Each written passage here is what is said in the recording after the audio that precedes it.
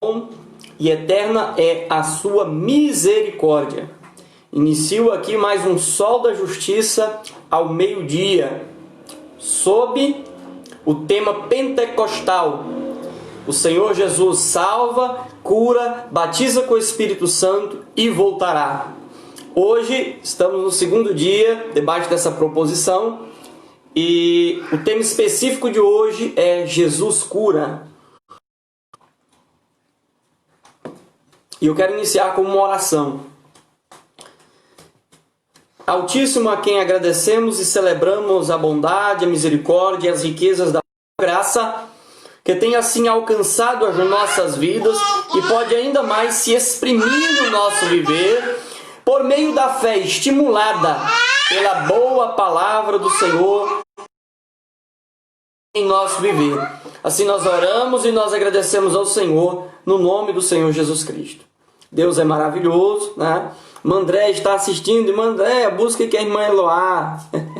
Louvado seja Deus, você é minha princesa. E o tema é Jesus cura, tá?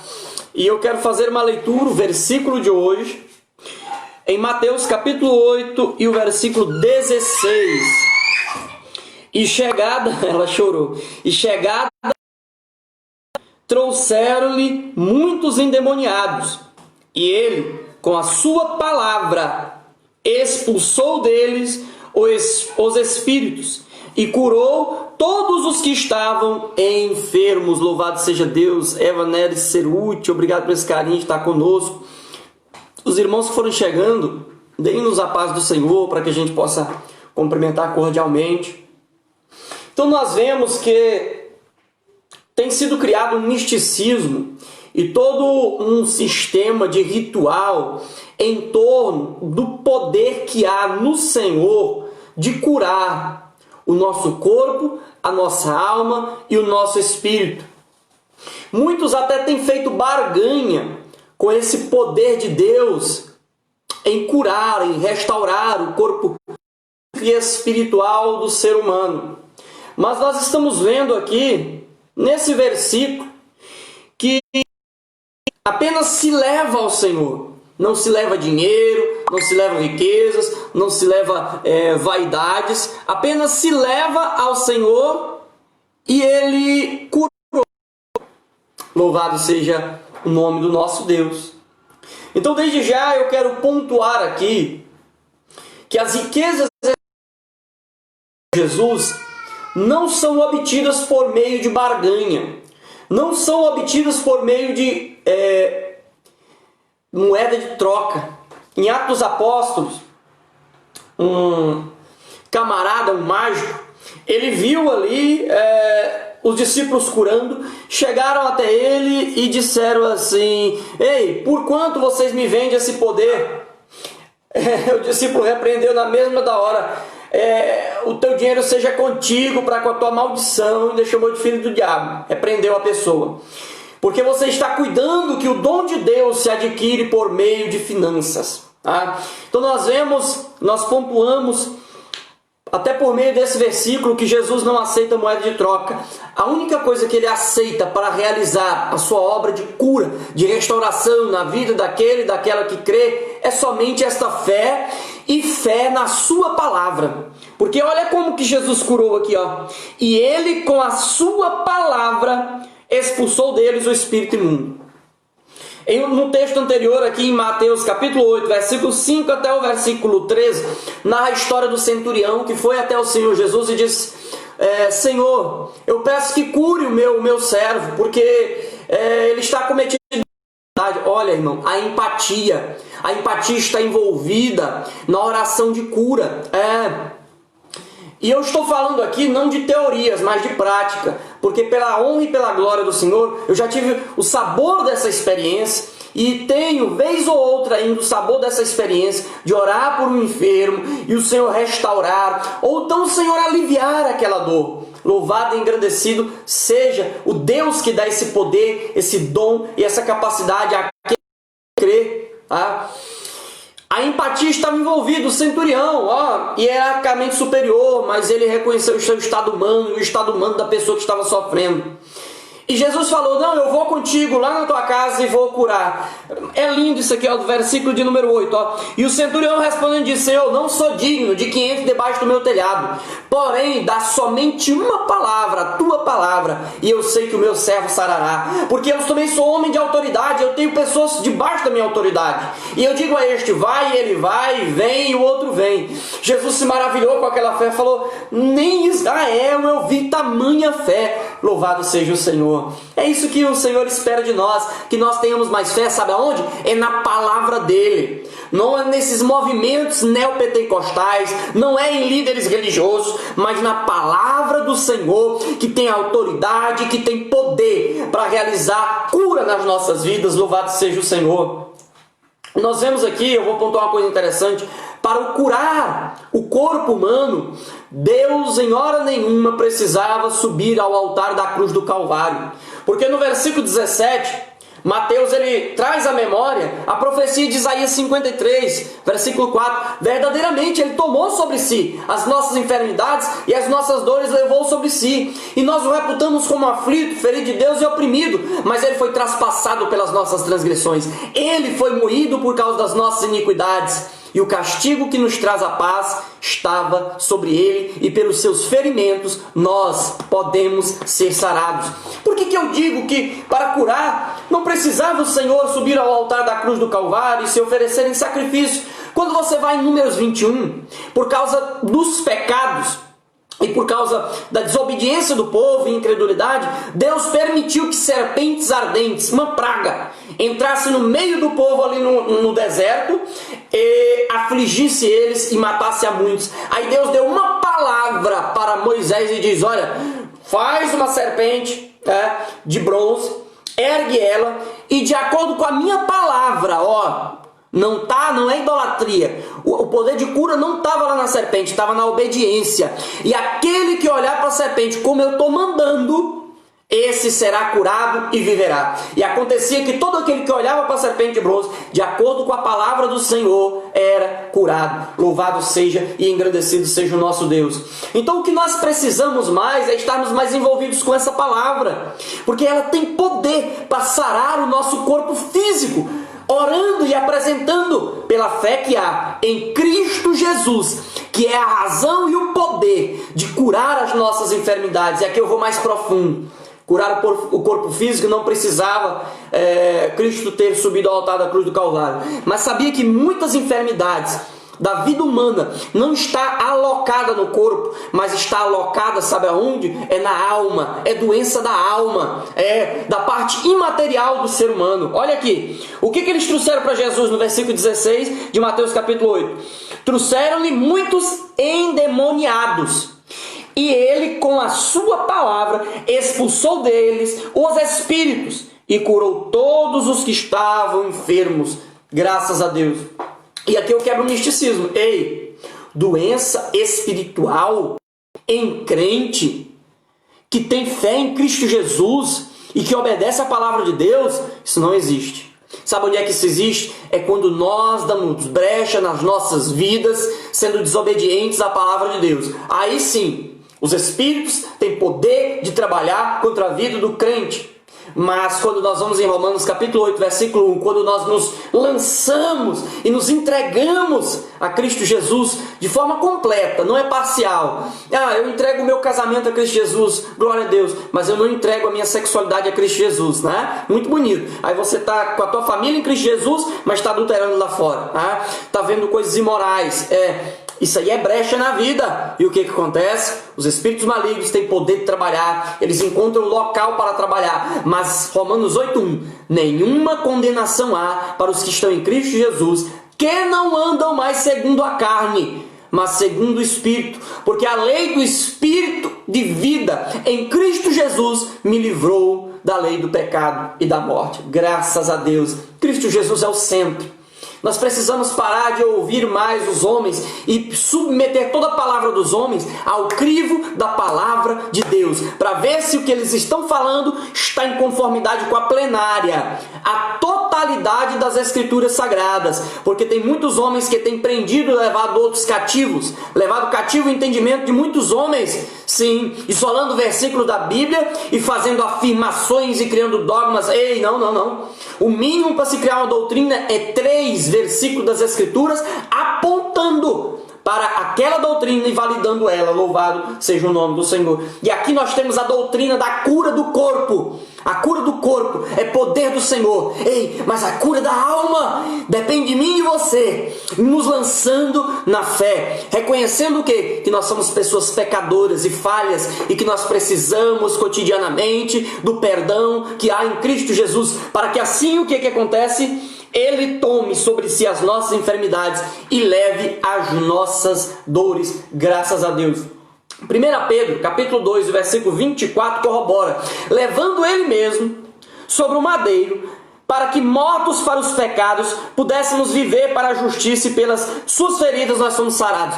Você conhece doenças que são chamadas as psicossomáticas, que são a doença do século, que essa doença ela não está no corpo, essa doença ela está na alma, está no ser interior, a sede das emoções, a sede da psique do ser humano, imaterial, sim, mediante o tamanho de acesso que eu dou à ira na minha vida, imaterial. O tamanho que eu dou esse acesso a esse pecado, que me leva a tomar atitudes más contra as pessoas. Ireis, mas não pequeis. À medida que eu dou acesso a essa ira, a esse ódio no meu ser, eu vou guardando isso aqui, eu vou adoecendo o meu corpo. À medida que eu vou dando vazão para que não a fé domine, a fé que é a certeza, a convicção em Deus, mas a dúvida, a tristeza, a desilusão tenha poder na minha vida, no meu sentimento, para me abater e me levar ao profundo e fazer com que eu perca toda a fé, isso aí vai afetando o meu corpo e vai trazendo doença. Mas Cristo Jesus morreu no altar da cruz do Calvário, para que eu e você, conforme Abraão, lá em Gênesis capítulo 15, versículo 6, creu e foi justificado, para que, crendo no Filho de Deus, que foi prometido, citar o seu filho, da promessa, do meio dos mortos, eu e você tivéssemos acesso àquela fé de Abraão, a fé que justifica, a fé que traz paz com Deus, e trazendo paz com Deus, Deus opera em favor da minha e da sua vida, louvado seja o nome do Senhor, apresentando a Ele o quê? Levando a Ele, trazendo a Ele as nossas lamúrias. Olha só, aqui em Mateus capítulo 9, parece que é do versículo, deixa eu pegar aqui, o versículo do número 18 até o 25 e 26, nós temos ali a história de que Jairo chega e fala que a sua propõe aí, mas no meio do caminho uma mulher atalha ele, a popular atalhou o Senhor Jesus no meio da ida, e não pediu nada. Olha só, ela não pediu nada. O que ela tocou? Na orla da sua veste. Irmão, isso aqui é profundo demais.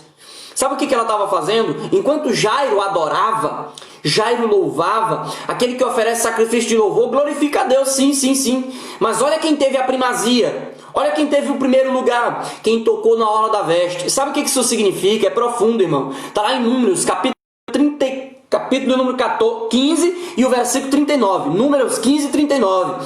A orla da veste era símbolo da palavra de Deus, era símbolo dos mandamentos ao Senhor. Aquela mulher, ela tocou na palavra de Deus, aquela mulher tocou na lei do Senhor, aquela mulher tocou na obediência. A obediência é maior do que o sacrifício. Deus tem mais prazer em que se obedeça a sua palavra do que se adore. Tem muitos crentes que estão tomando aí de adoração, de louvor, mas a obediência, olha, ele está nem aí. Palavra de Deus não quer nem saber. Tem uns que nem Bíblia mais, muito menos leva ela no coração.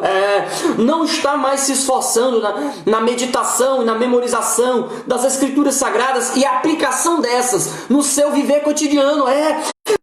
Às vezes você nem precisa orar e Deus já cura você. Louvado seja o Senhor, graças a Deus.